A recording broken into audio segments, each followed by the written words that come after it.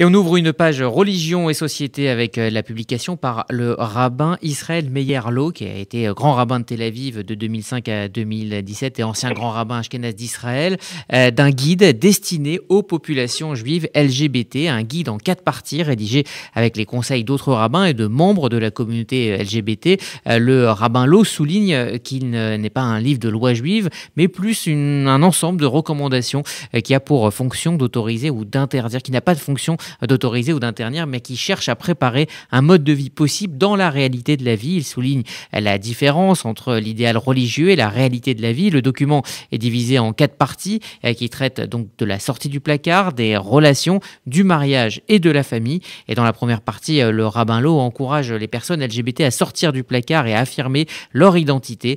Dans la deuxième partie, Lau souligne que si la famille hétérosexuelle est l'idéal de la Torah, le monde n'est pas idéal et que les relations doivent s'adapter à chaque personne. Si la personne est repoussée par le sexe opposé en tant que partenaire, elle ne doit pas essayer de la forcer. Fin de citation. Le rabbin déclare aussi que le besoin d'une relation avec une personne d'orientation homosexuelle n'est pas différent que les rapports avec tous les êtres humains. Dans la troisième partie, le rabbin Lau déclare qu'aucune solution acceptable n'a été trouvée pour les questions concernant le mariage homosexuel dans les communautés religieuses. Il encourage plutôt à la création d'une cérémonie alternative appropriée au lieu, je cite, d'imiter simplement la cérémonie du mariage traditionnel. Et enfin, quatrième partie, il déclare que la halakha n'interdit pas aux membres de la communauté LGBT d'élever des enfants et de fonder une famille. Voilà. Alors pour en parler, nous sommes en ligne avec Alain Beth, président du Bet Haverim, une association représentative des LGBT juives et juifs de France. Bonjour, merci d'être avec nous. Bonjour Rudy. Alors comment accueillez-vous ce texte comme une avancée significative du monde orthodoxe dans la prise en compte des juives et des juifs LGBT ? Oui, clairement, c'est vrai que c'est une avancée. Ça vient d'un orthodoxe, donc c'est quelque chose qui a du poids par rapport à ce monde-là, qui peut être des fois un peu fermé.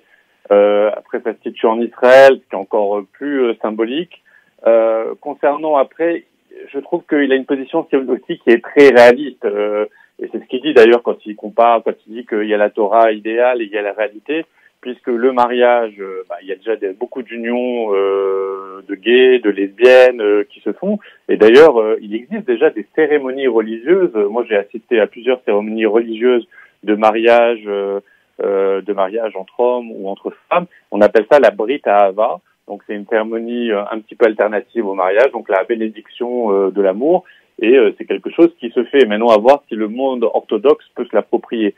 Et concernant les familles, les enfants, nous, au Bet Haverim, on a énormément de parents, d'enfants. Les enfants sont nés de différents moyens. Soit c'était des pères ou des mères qui étaient dans un mariage hétéro et qui n'étaient pas heureux, qui ont divorcé et donc qui ont la garde, le droit de visite de leurs enfants, soit ce sont des enfants qui ont été conçus par mère porteuse. En tout cas, la paternité, la maternité chez les homos, les LGBT est quelque chose de complètement réel et sur lequel on travaille. Alors il faut rappeler que le rabbin Lau est extrêmement respecté dans la communauté orthodoxe. Est-ce que vous pensez que cela va faire bouger les mentalités ? Moi, j'aimerais bien que ça fasse bouger les mentalités. D'ailleurs, je ne sais pas si vous vous rappelez, mais le rabbin Lau, il avait fait en 2016, il avait fait une vidéo avec d'autres rabbins orthodoxes, et ça, c'est quelque chose qui avait fait un coup de tonnerre à l'époque. J'avais été très, très admiratif pour ça. Il avait fait une vidéo demandant pardon aux LGBT pendant Yom Kippour pour les mauvais traitements que pouvait leur donner la communauté religieuse. Et c'était quelque chose de très symbolique et de très fort. Et il disait que voilà, on doit vous prendre en compte et tout ça. Donc ça avait déjà été un coup de tonnerre et donc c'est un peu dans la lignée de ce qu'il fait. Maintenant, la situation en France est quand même très différente actuellement. On a un monde orthodoxe représenté par le consistoire qui, sur ce sujet-là, ne bouge pas trop, considère que tout est parfait.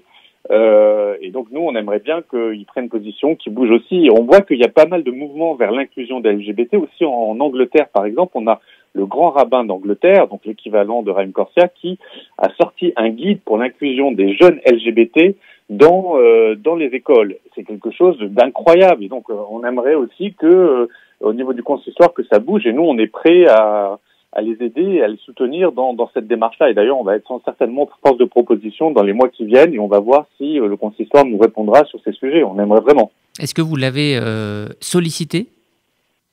On l'a sollicité. Là, non, pas encore sur ce sujet-là, puisque là, on voudrait être force de proposition. Donc, on va faire quelque chose et on va le solliciter, je pense, dans les mois qui viennent. Et on verra les réponses. Mais il est vrai qu'on a beaucoup de mal à avoir accès, en général, aux rabbins du consistoire, puisque ils sont taxés après d'être libéraux quand ils nous parlent un peu trop et ça peut, entre guillemets, les griller. Donc ils n'aiment pas trop s'afficher avec nous et ça on a pu le voir quand on les a sollicités pour des conférences ou des trucs comme ça. Là, on avait beaucoup de mal à avoir accès à ces rabbins-là. Donc généralement, le dialogue est plus compliqué. Par contre, en revanche, avec les massortis, avec les libéraux, là on n'a aucun souci, on a des accès et on peut discuter avec eux. Et donc c'est dommage de voir que justement on est accueilli par certaines tranches du judaïsme et d'autres tranches qui, pour l'instant, ont un peu de mal encore à dialoguer avec nous. Alors on va revenir pour terminer donc à ce guide publié par le rabbin Loh qui y évoque notamment les thérapies de conversion forcée qui ont créé la polémique, notamment en Israël il y a quelques mois avec une législation visant à les interdire. Thérapies qui, je le rappelle, sont là pour se forcer quelque part à l'hétérosexualité et qui font souffrir énormément de jeunes en Israël. Alors il décourage les parents d'y recourir, mais par contre il encourage les adultes qui veulent le faire à entrer dans ces thérapies. Est-ce que cela montre qu'on est quand même loin d'une véritable acceptation ? Alors, je ne sais pas s'il les encourage dans le texte, faudrait que je revoie, mais en tout cas, il dit qu'effectivement, les adultes qui veulent le faire, faut pas leur dire non. Et là, c'est vrai que là, c'est un gros point de désaccord que j'ai sur ce texte-là, puisque c'est complètement illusoire, ça ferait croire que la thérapie de conversion est quelque chose qui peut marcher. On ne peut pas changer une nature aussi profonde que l'orientation. C'est quelque chose qui est en nous. C'est plus un lavage de cerveau qu'autre chose. Et donc, ça n'apportera jamais de bonheur à ces personnes-là. Ça sera illusoire et à un moment, ça s'effondrera. Donc là, je ne peux être qu'en désaccord avec cette position-là. Et je pense que, alors je sais pas pourquoi il a pris cette position-là. Est-ce qu'il était tenu entre plusieurs courants, il a eu des pressions, je sais pas. Mais ça me paraît, c'est le point vraiment litigieux sur lequel il faudra revenir. Merci Alain Beth, président du Bet Haverim, association représentative des LGBT juives et juifs de France. Merci d'avoir été avec nous dans le 12-13.